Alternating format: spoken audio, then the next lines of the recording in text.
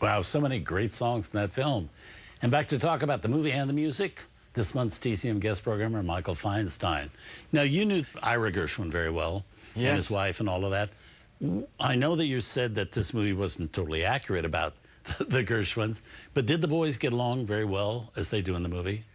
They were closer to each other than they were to anybody else. They were two halves of a whole, and they clung to each other in a way that was very special.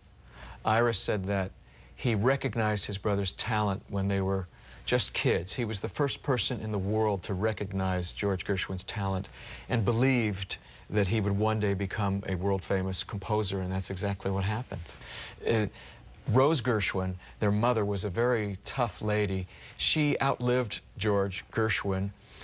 He died without a will, and so she inherited his entire estate.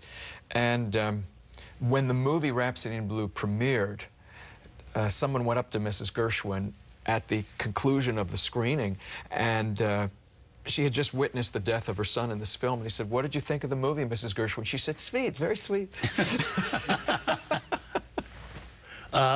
Now, what did Ira think of this movie? Ira was circumspect about the film. I asked him why he allowed it to be made, and he said that at the time the estate needed money, and so he wanted to promote the Gershwin catalog. The original story was created by Clifford Odets, and that was rejected and later became the basis for the film Humoresque. Right. Yeah, so it's kind of cockeyed, and Sonia Levine, who ended up writing the screenplay, knew George Gershwin, and Ira felt that it was very accurate musically, and that's what he cared about more than anything. And he also really didn't want people to get into George Gershwin's dirty laundry, so he wanted it homogenous. Right, which was the way in those days. Very much so. Yeah, good pick. Okay, we're going to move on now.